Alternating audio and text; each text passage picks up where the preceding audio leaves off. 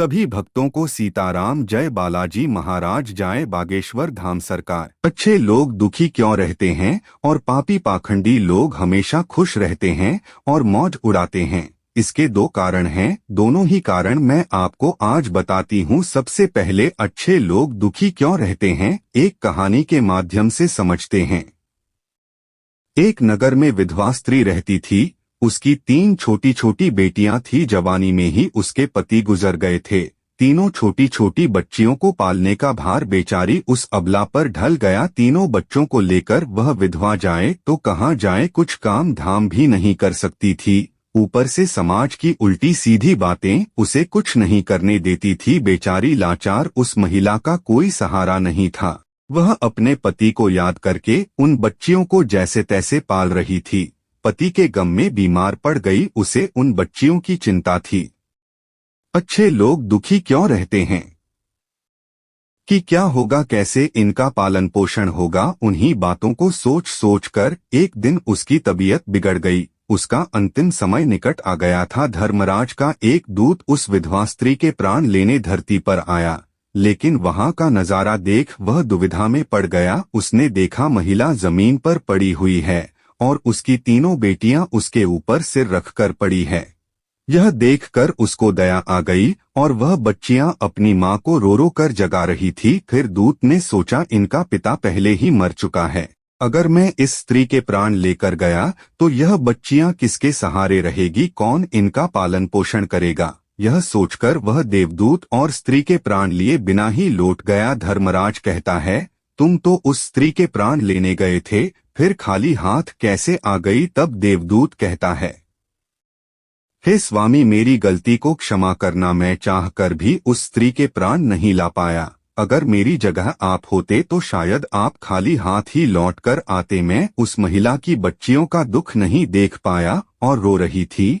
उन्हें वहां कोई देखने वाला भी नहीं था। यदि मैं उस महिला को ले आता तो उन बच्चियों को कौन देखता, कौन उनको पालता पोषता।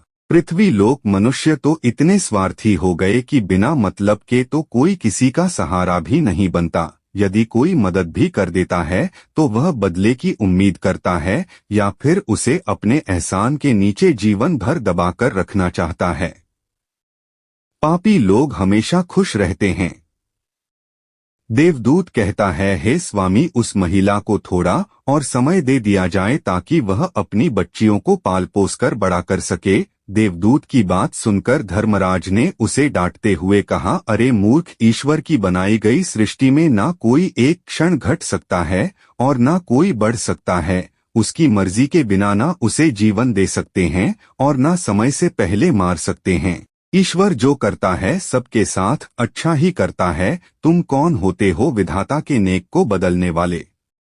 तुमने उस महिला को ना लाकर ईश्वर के नियम का उल्लंघन किया है। तुमने बहुत बड़ा अपराध कर दिया, इसलिए तुम्हें इसका परिणाम भोगना ही पड़ेगा। जाओ, जिस पृथ्वी के मनुष्य से तुम्हारी ममता है उसी पृथ्वी पर मनुष्य बनकर अपना पाप भोगो। देवदूत कहता है, हे स्वामी, धरती लोक से मेरा उद्धार कब होगा और कैसे होगा? धर्मराज कहता है, धरती पर जाकर तुम अपनी मूर्खता पर 3 बार खिलखिलाकर हंस लोगे, तब तुम्हारा उद्धार हो जाएगा।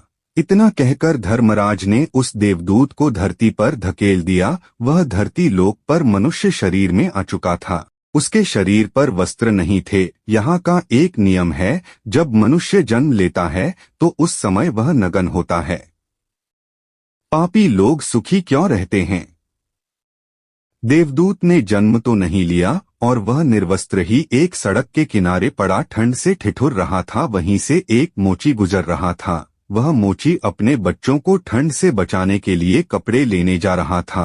रास्ते में ठंड से ठिठुरते एक नग्न व्यक्ति को देखकर उसे दया आ गई। उसने अपने बच्चे को तो कपड़े नहीं लिए, लेकिन उस देवदूत को कपड़े और कंबल जरूर खरीद लाया और कपड़े लाकर उस देवदूत को दे दिए। देवदूत कहने लगा है, भाई, आपने मुझे कपड़े देखकर मुझ पर बहुत बड़ा उपकार किया है, लेकिन कपड़े देकर आपने मुझे ठंड से तो दूर कर दिया। ना तो मेरा कोई घर है और ना कोई परिवार, ना कोई भोजन का कोई साधन।